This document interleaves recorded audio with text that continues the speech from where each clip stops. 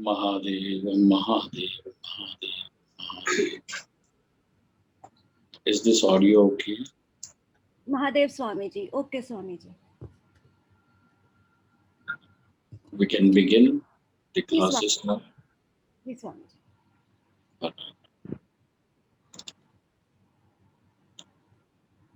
Mahadeva. Friends, we will begin all our session with a prayer of invocation, which is called as Mangalacharanam. Mangalacharanam ensures two things. One is the successful accomplishment of the endeavor that we are doing.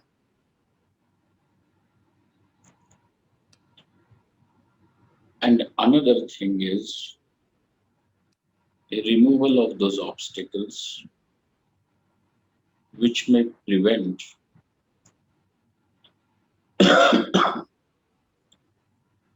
its fulfillment. Because every action which we undertake is always with purpose. And achievement of that purpose then is called as the success of that endeavor.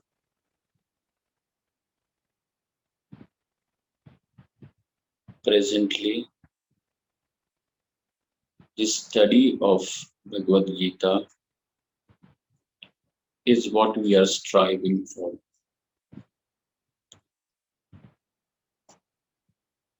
We are all striving sincerely, honestly, for one thing, and which is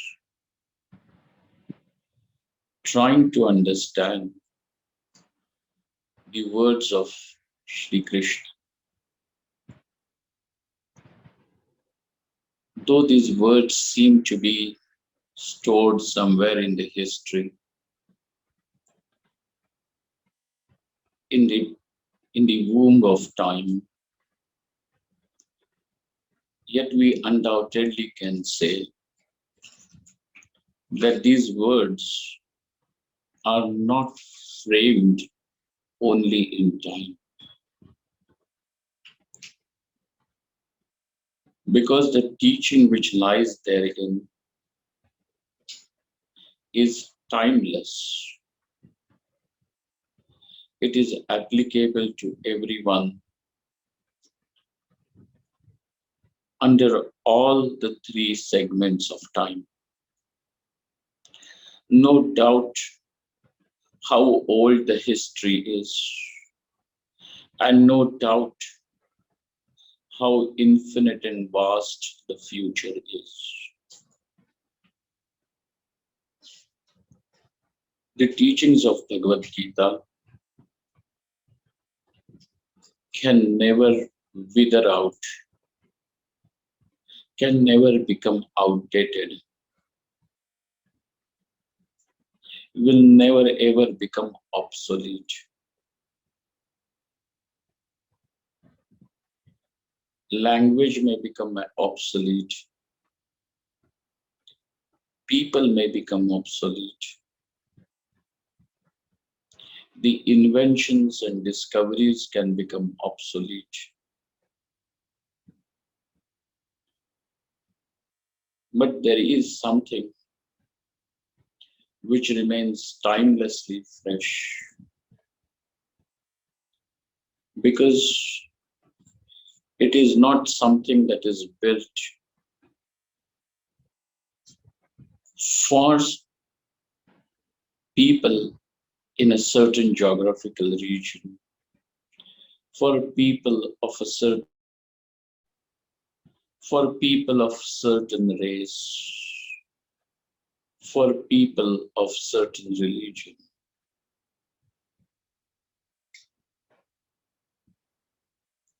And that is what makes the teaching universal.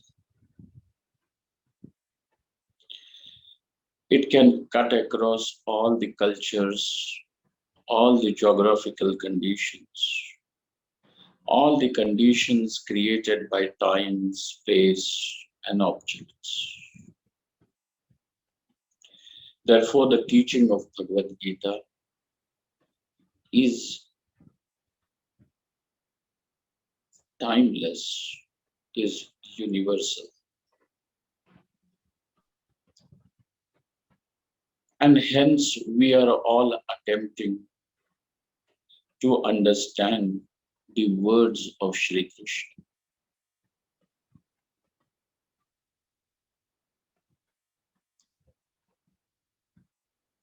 Which means those words can bring knowledge.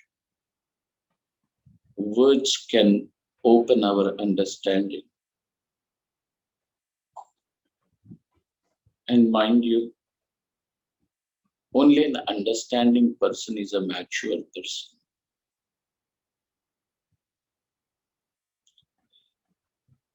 If our entire strife and struggle with life cannot make us mature, then one will have to really wonder, what was it that the person kept on doing? Passing through various experiences of success and failure, or joys and griefs. Every joy, every grief, every rejection and every appreciation, if is able to open our understanding, then the person has progressed. And therefore, because we want to understand the words of Sri Krishna, here we are sitting together.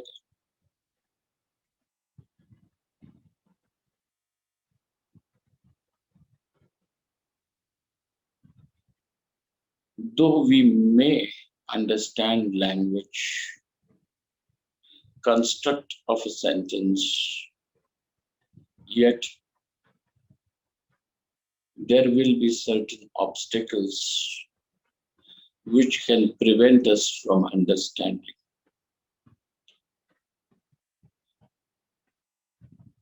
And these obstacles are not only external, these obstacles can be from within.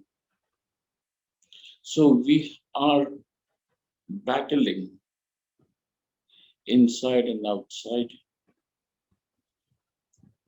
trying to overcome these obstacles so that this endeavor can become successful, for which then we are going to say, not only the sincere efforts of a person, not only sincere and intelligent efforts of a person, but we also require some adrishtam. We also require some divine grace. Hence the prayer of invocation. It is called as Mangalacharanam, and we will do the Mangalacharanam before every session.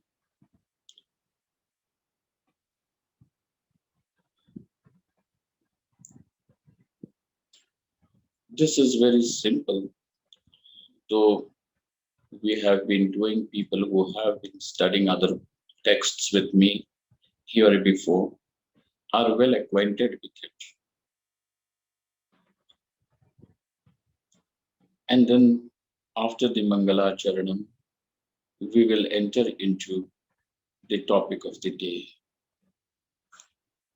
Om. Om yo brahmāṇaṃ vidadhāti pūrvaṃ yo vai vedāṃśca prahiṇoti tasmai तं devamātmabuddhiprakāśaṃ mumukṣurvai śaraṇamahaṃ prapadye. Om śāntiḥ śāntiḥ śāntiḥ. Om namo brahmādibhyo brahmavidyāsampradāyakartrbhyo vaṃśarṣibhyo mohadhvyo namo gurubhyaḥ sarvopaplavarahitaḥ prajñānaghanaḥ pratyagarto brahmaivāhamasmi brahmaivāhamasmi. Om vedāntārthavibhāsakāya gurūve śāntāya saṃnyāsine nānāvādinagendrasaṃghapavaye yogīndravandyāya mohadhvāntadivākarāya bhagavatapādābhidhāṃ bibrate tasmai bhāsyakrite namo'stu satatam pūrnaaya bodhātmane. Om.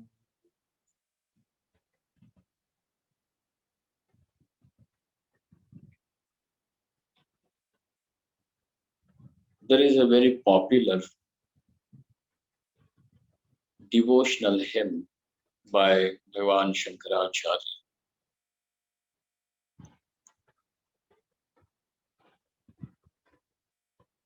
And it is popular in the masses by the name Bhaja Govinda.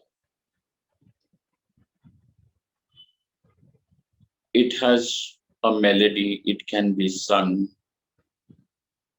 It has been sung. It can be hummed. And it is laden with meaning. In one of those verses, Bhagwan Shankaracharya writes, Bhagavad Gita kinchitadhita Ganga jala lava kanika pita sakradapi yena murari samarcha kriyate tasya yamena na charcha. Yamena tasya charcha na kriyate. The death no longer will be able to hold such a person as its object. Observe the life all around, and everything seems to be trampled by death. Everything over here is only waiting to be consumed by time. Every person, every object over here is conditioned by time, which means that it is manufactured, it is born in time, and it ultimately is also bound to finish. And therefore there is a definite date for its expiry. Though we may say that I do not want something to ever end,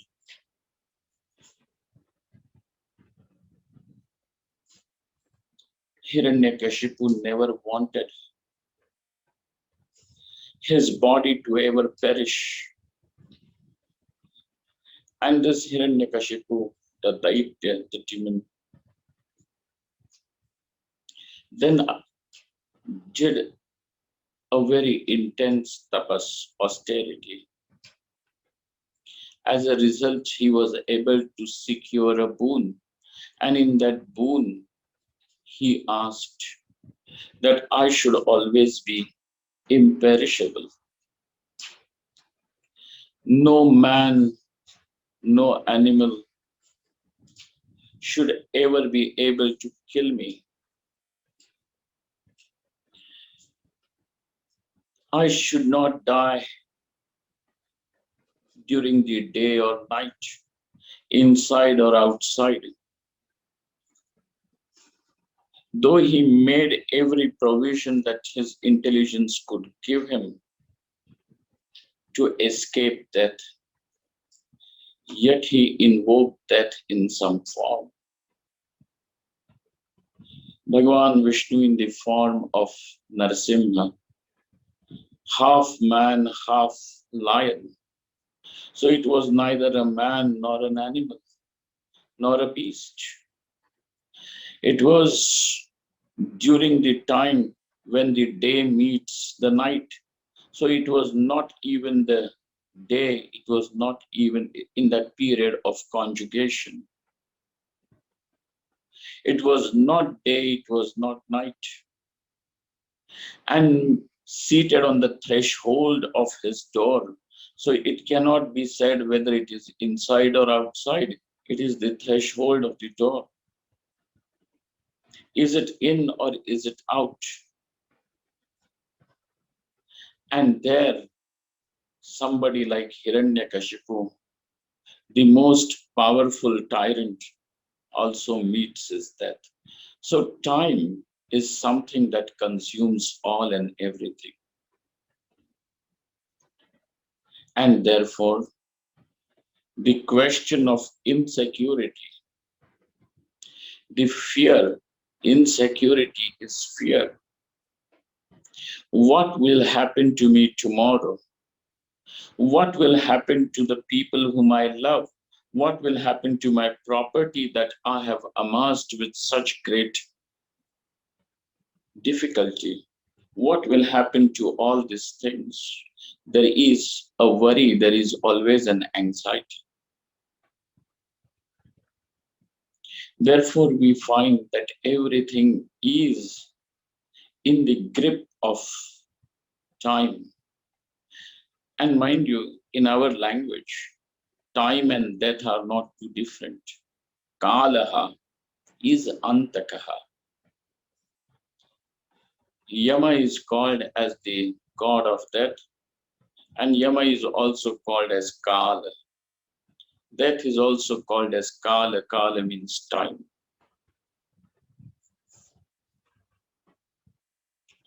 Therefore, everybody seems to be just a puppet in the hands of time. Mighty emperors, very popular people also have, even animals like very powerful animals like dinosaurs also have perished. And therefore, this proposal by Shankaracharya, tasya yamena na charcha kriyate. Kriyate tasya yamena na charcha. Na charcha, charcha means a discussion. Now, the time only has to determine now or then. Cannot escape. The only thing is today or tomorrow. That's all. If not now, it could be next moment.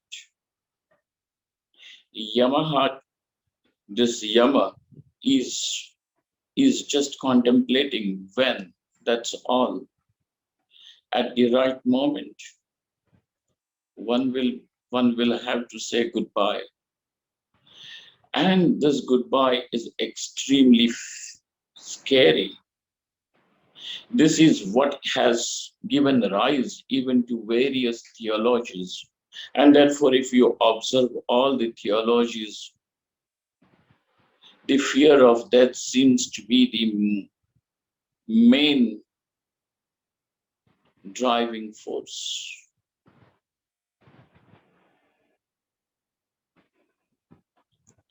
Yamena Nacharcha, to tell you something a little more interesting about this Lord Death. There is another text, an Upanishad called as the Kathopanishad.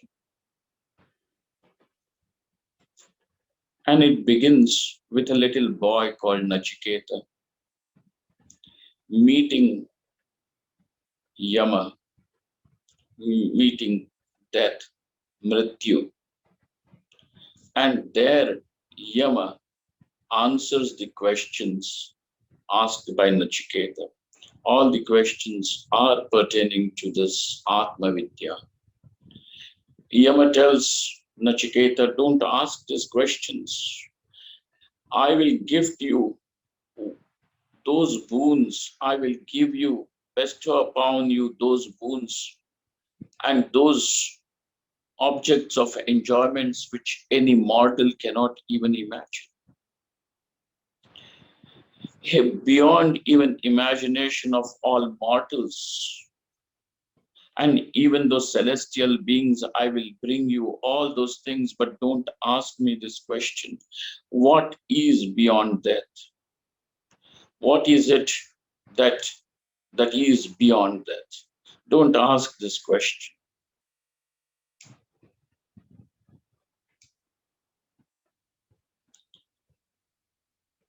Nachiketa refuses, and Nachiketa says, you can keep all these things to yourself.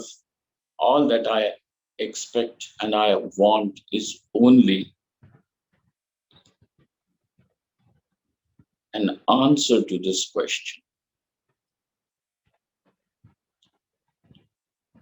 And there, the Upanishad also says, those who are able to know this will go beyond the death.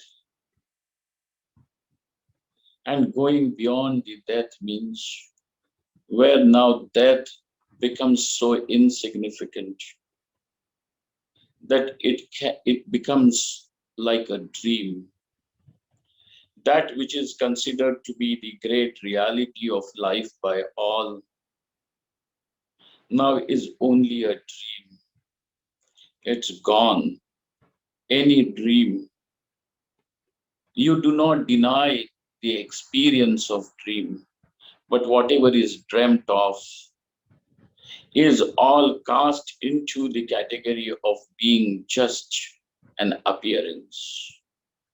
So also this mrityu, this idea, this concept of mrityu is only an appearance, just a dream. Tasya yamena na charcha na kriyate.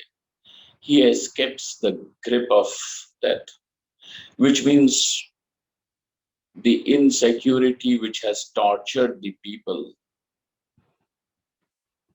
Even the great rulers and emperors, leaders and scholars, all of them are tortured by this insecurity, by this fear. One can say that I will go to the heaven, and going to the heaven is my escape from the death. But don't worry, because even in heaven you cannot be permanently lodged. You will be cast down into the mortal world again.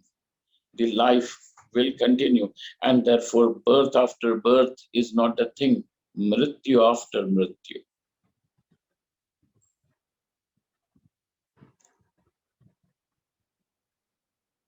Being born is one thing, but the other end is to die, and therefore there is only one thing which one can be sure of having born, and that is whether you are going to get married, going to be educated, whether you are going to be rich and successful, powerful and popular. These are all things which are still only in the realm of doubt. Maybe, maybe not, maybe and maybe not. But only one thing is definite, sure, and that is everyone who is born is everything that is manufactured, created, born is bound to be destroyed. is bound to going to perish. And here, therefore, somebody like Shankaracharya is saying, Yamena na charcha kriyate. But how is that going to be possible? And the earlier three quarters of that stanza make that idea even more clear. In the first quarter, he says, Bhagavad Gita kinchidadhita. He who has studied Bhagavad Gita even in little measure, even in small measure, he who has heard the statement of Upanishad, Bhagavad Gita even once, has been able to hold that essence, just one small little sentence, Tattvamasi, that this Atma is Brahman. Just one sentence, and it can ignite the fire which can become a conflagration. A little spark can become a conflagration.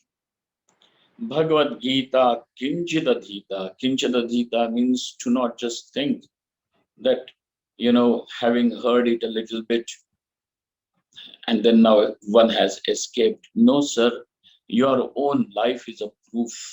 It will be a proof to yourself. You do not have to prove anything to anyone.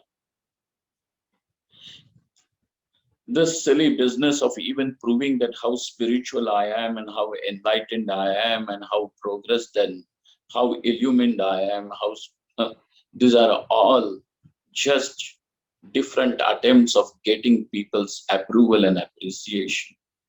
How long do you want to live only on these crumbs thrown by the world? Is one born only to survive, to live, collecting these crumbs? Therefore, Bhagavad Gita, kinchidadhita, our own life is a proof. We do not have to prove anything to anyone. Whether one has understood or not understood, it need not be certified, endorsed by anyone. This whole certification is just a useless job. That are you going to certify he is a Brahmajnani and that fellow is a Brahmajnani? And I am a Brahmajnani, who is going to certify? And what's the use of this whole thing? Therefore, even if you are a Brahmajnani and the misery continues to follow you like a shadow. Now, earlier thing was he was a Brahmajnani. He was miserable without Brahmajnana, and now he is still miserable with Brahmajnana. And that is not possible. Both of these things cannot stay in the same adhikaranam, in the same substratum. Where the knowledge is, ignorance cannot be.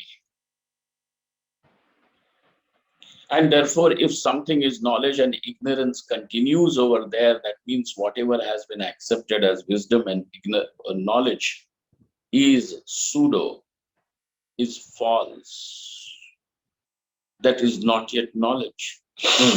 That can be anything else, but definitely not knowledge. And if it is not knowledge, that means it is just ignorance in another form. Ignorance disguised as wisdom. Foolishness disguised as wisdom. Bhagavad Gita, kinchidadhita, that kinchidadhita means where one is able to hold the essence of Bhagavad Gita. Now you can understand the very opening quarter of that stanza, which shows its result. The stanza shows its fruit as escape from end of samsara, end of time, end of the tyranny.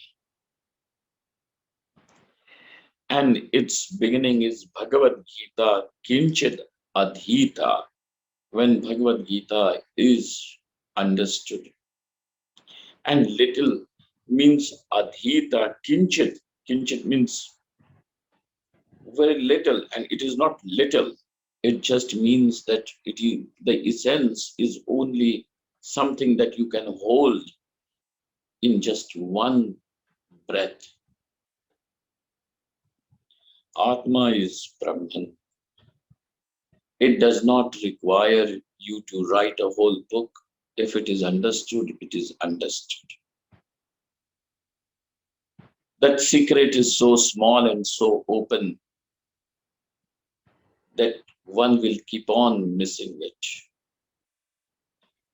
The mystery is that there is nothing mysterious about it. That there is nothing mystical about it. It is so open, and that's why it will always remain as a secret, as a mystery. Bhagavad Gita Kinchidadhita Ganga Jalalava Kadika Pita. The one who has sipped even a drop of Ganga, sipping the drop of Ganga in our culture is the process of sanctification. Apavitra pavitro va sarvavasthan, that is how you sprinkle the water on the head and the shoulders, saying that may I be sanctified, and then sipping that little drop of Ganga water. Ganga represents the eternal knowledge, the timeless knowledge. Ganga is representation of the Upanishad. Ganga is representation of the knowledge which goes beyond all the three worlds and sanctifies the three worlds. That is why Ganga is called as Tripathagamini. Tripathagamini means even in the Swargaloka, Antarikshaloka and Martyaloka, she arrives over here, sanctifying everything that comes into its own contact. And that's why Ganga is the representation of that knowledge. Ganga Jala Lavakanika Pita. How much water do you need? The whole river is flowing with millions and millions of gallons of water for your thirst to be quenched. One just requires a little sip of water, and that is it. The thirst will be quenched. One can draw as much as one wants from Bhagavad Gita, but how much do you require for destroying the ignorance? And that is more than that. So Bhagavad Gita Kinchit Adhita Ganga Jalalava Kanika Pita Sakradapi Yena Murari Samarcha Kriyate Tasya Yamena Nacharcha. Sakradapi, even once, if one has worshipped Murari, even if once, Sakrad means once, he who has worshipped Shri Krishna,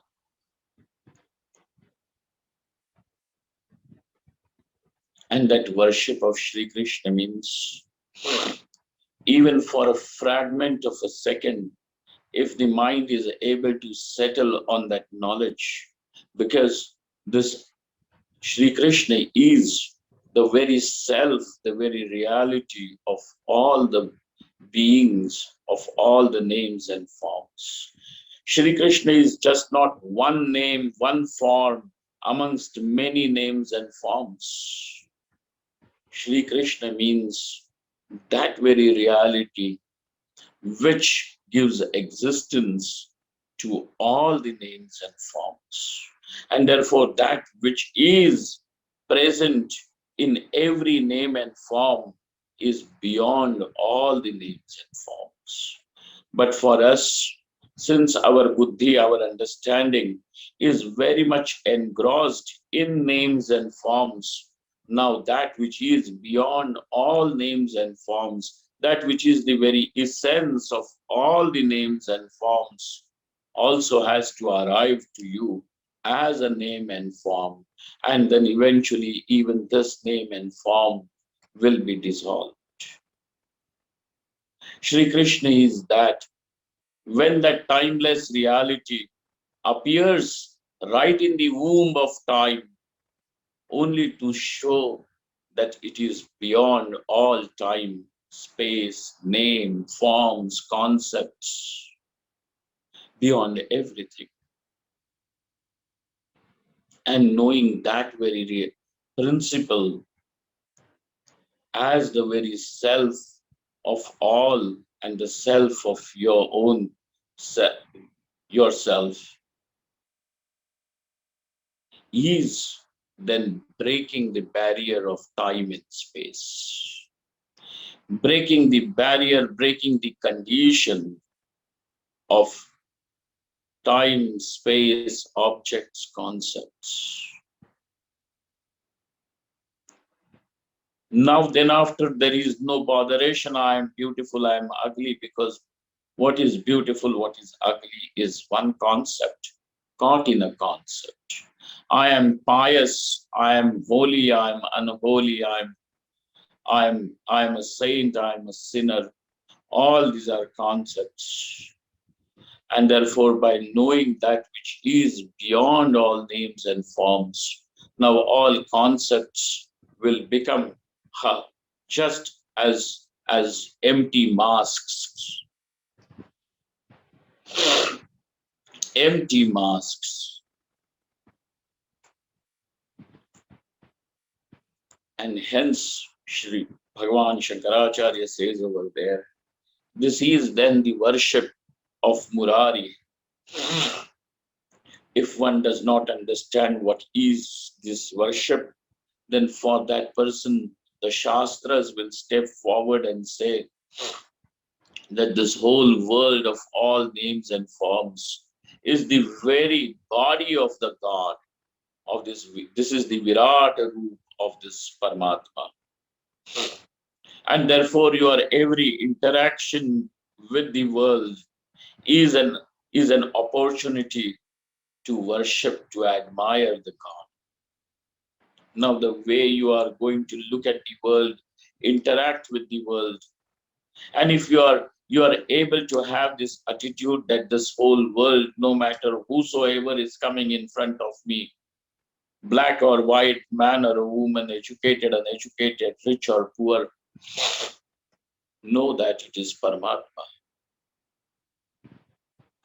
And thus meeting the world with love, with reverence, with respect, one will be able to, then there is the whole life, every action, then after is worship, puja of God. Those who still are not able to understand this, now the scriptures step forward and say that worship God in a particular name, in a particular form. Those who still are not able to understand, they are told that worship God in this image, in this form. And therefore, there is nothing to criticize about any practice. Those who are able to, depending upon what a person is able to understand. And mind you, if one is able to understand, he will sometime become mature enough to understand something more than that. Therefore, there is nothing, none of these spiritual practices are condemnable. abhorrent. They are all just steps of ladder. They are rungs of ladder. Somebody may have passed, and everybody has to pass through all these rungs in order to reach higher. Sakrudapiyena murari saparcha. In this way, if one is able to understand and worship the God, even if he does, even for once in his lifetime, that itself is enough to escape the grip of death. And therefore, we see that Bhagavad Gita has been praised. Bhagavad Gita, kinchidadhita, kinchid, has a little bit. Now that little bit is because how much is our capacity to contain? Each of us is, our understanding is the limited. Though limited, yet we can carry that much water, as much as it is required to quench our thirst. That is good enough. Little for you can be more for somebody. That what is more for somebody is too little for you. But just enough, adequate to quench your thirst, and don't wait till your thirst is quenched, because that means that it has to be still adequate. Bhagavad Gita, Kinchida Gita. With this as a little introduction, as how Bhagavan Shankaracharya, even in a small little melodious hymn, he has spoken about Bhagavad Gita. Bhagavad Gita, to most of the people born in India, do not require an introduction. Everybody inevitably somewhere or the other has always heard. This is Bhagavad Gita, the dialogue between Bhagavan Shri Krishna and Arjuna on the battlefield. This need not be told.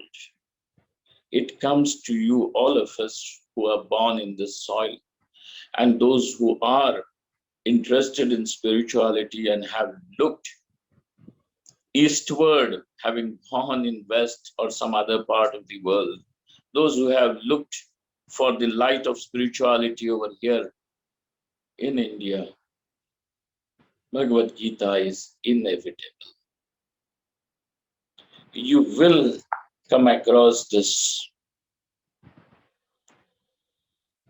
There are few verses which are called as the Gita Dhyanam. Because before you enter into any spiritual practice, for example, japa, we are being told to meditate. That meditation means that tuning our mind, as Puja Gurudev used to say, tuning our mind, setting our mind to the right frequency, creating an internal atmosphere in us wherein we are now ready, we try to become a right receptacle.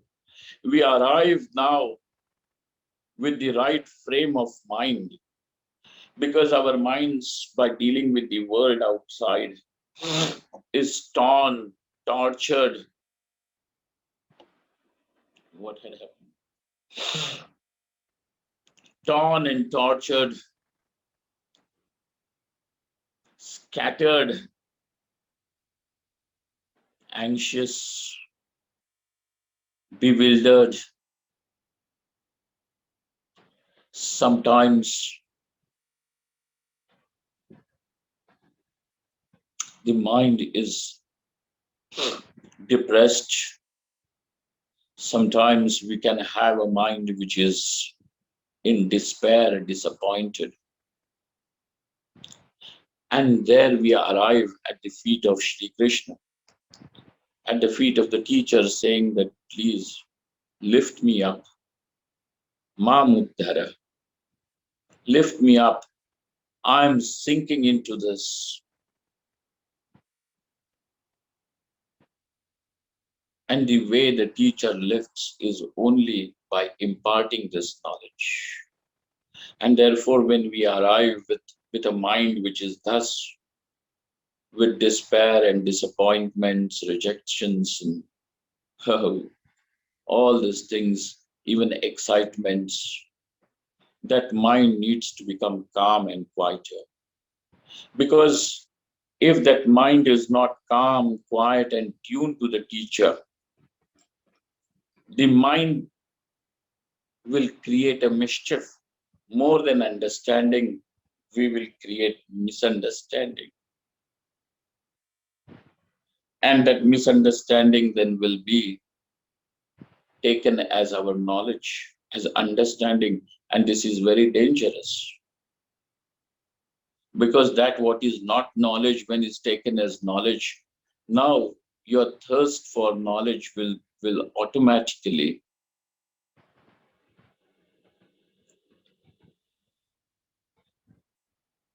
be thwarted. Your attempt for knowledge will be thwarted. And therefore, we require to create a mind and inner atmosphere which can become the right receptacle. On various occasions, whenever I have taught and I have spoken, I am always reminded of this little anecdote when the word receptacle comes to our discussion. Receptacle means a patra, the bowl.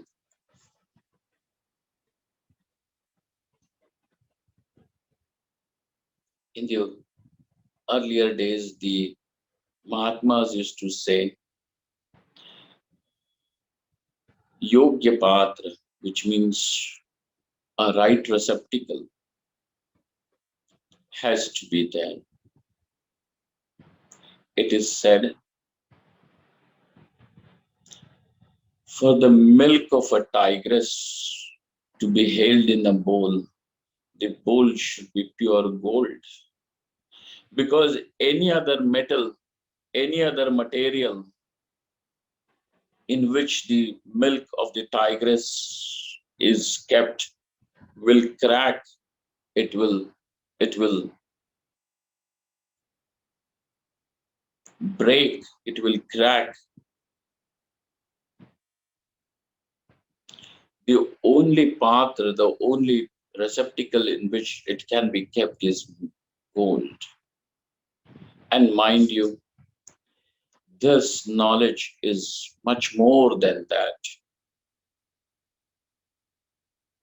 This is something that it is durlabham.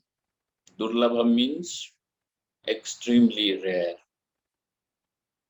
It is durlabham. You can find all different milks in a store, but nobody can have this. None of those stores can ever have a milk of the tigress.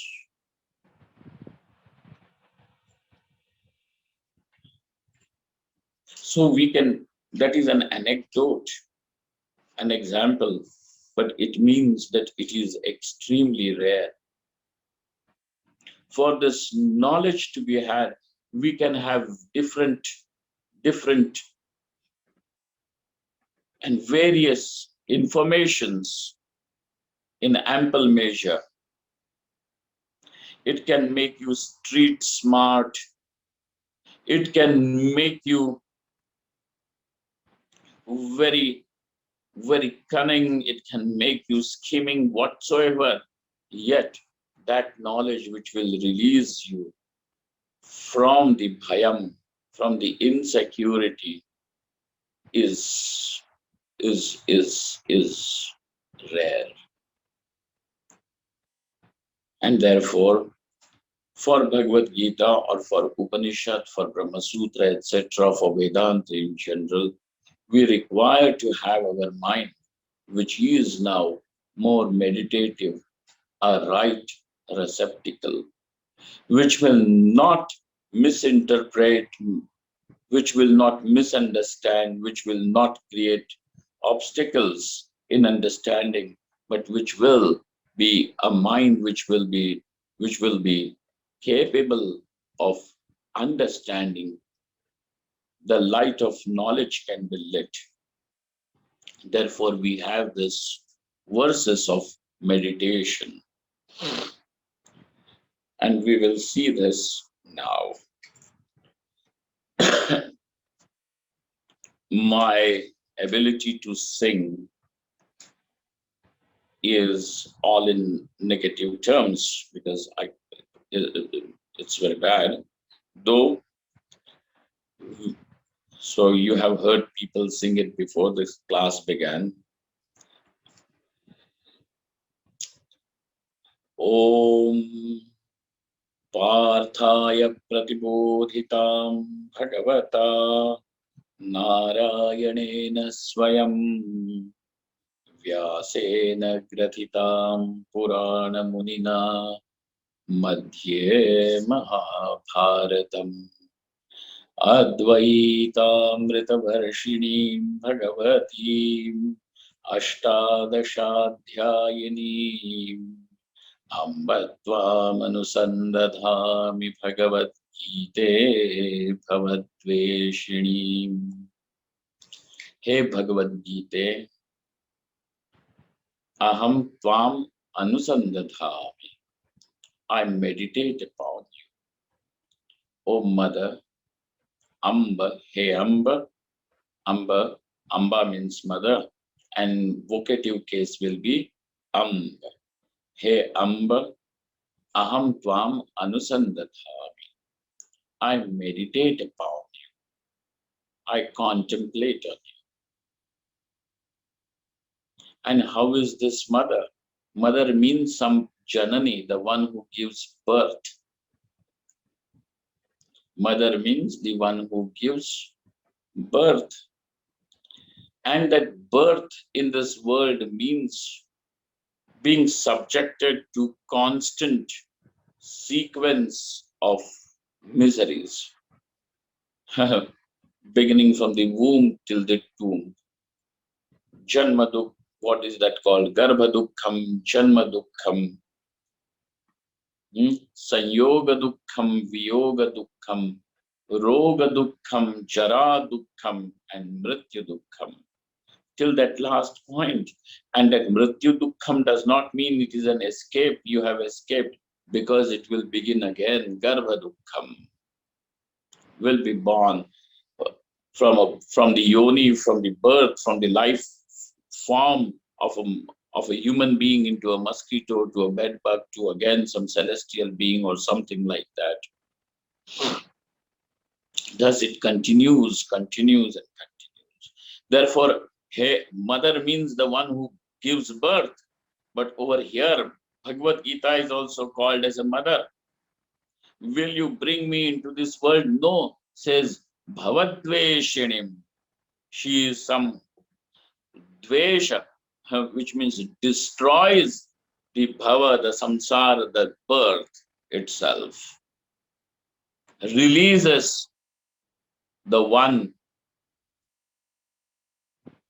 who is able to see Bhagavad Gita as his mother from this samsara.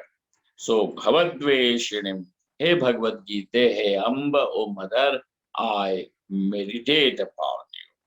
And the compassion of mother is incomparable. So over here like that, Om Parthaya Pratibodhitam. So all these are now adjectives to Bhagavad Gita. Parthaya Pratibodhitam. To whom was it given? To enlighten whom? Partha. Partha means Arjuna.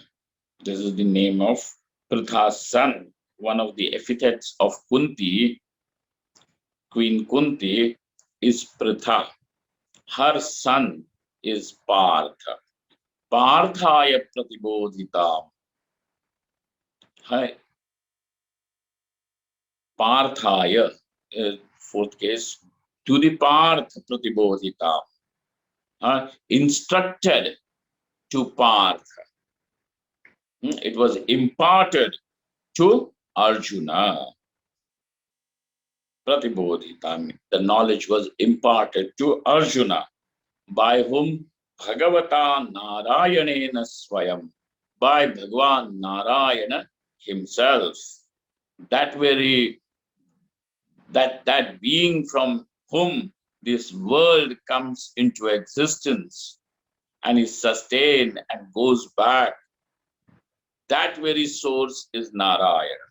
And that Narayana has instructed Arjuna, imparted this knowledge to Arjuna, Bhagavata Narayanena Swayam.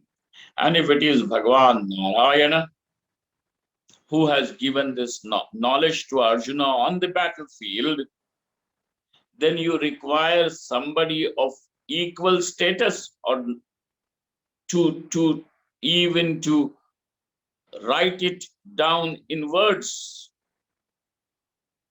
to put it, to compile it, to put it in proper words. The knowledge is imparted, but then to write it down, to, what do they call it? To store it. You require somebody of equal status who can be equal to Narayana. And therefore there is none. And hence Bhagwan himself now as Vyasa, as sage, Vyasa, Bhagwan Veda Vyasa, he becomes the composer. Vyasena Grathitam, and it is said Vyasa has strung this Bhagavad Gita like people are able to string the flowers into the garland. Like that, he has strung this Bhagavad Gita, Grathitam, Purana Munina. Who is this? Bhagwan Vedavyasa, the ancient sage. Okay, Purana Munina, Muni. Okay, Madhye Mahabharatam. Where exactly is it kept? If it is that diamond, then it is strung in that necklace. Like that, Madhye Mahabharatam, in Mahabharata, in the epic poetry called as Mahabharata, in that Itihasa. And how is this Bhagavad Gita? Advaitamritavarshidīṃ Bhagavatīṃ Ashtadashadhyāyiníṃ is Advaitamritavarshidīṃ, the one who showers the nectar, not just drops, sprinkles, showers the nectar of Advaitam, of this non-dual knowledge. Advaitamritavarshidīṃ Bhagavatīṃ. And so like you have Bhagavan, its feminine gender will be Bhagavati. So who is what is this Bhagavad Gita? The very other aspect of Bhagwan, which is the feminine aspect of the Lord, Bhagavati. This is the feminine murti of Bhagwan, Bhagavad Gita. Bhagavatīṃ Ashtadashadhyāyiníṃ, and is in the form of 18 chapters. So we all know now that Bhagavad Gita is 18 chapters and there are 700 verses, which is the body of Bhagavad Gita. So I meditate upon this Bhagavad Gita. Tvam he Bhagavad Gita, O mother, I meditate upon you. I meditate upon you. I'm thinking about you.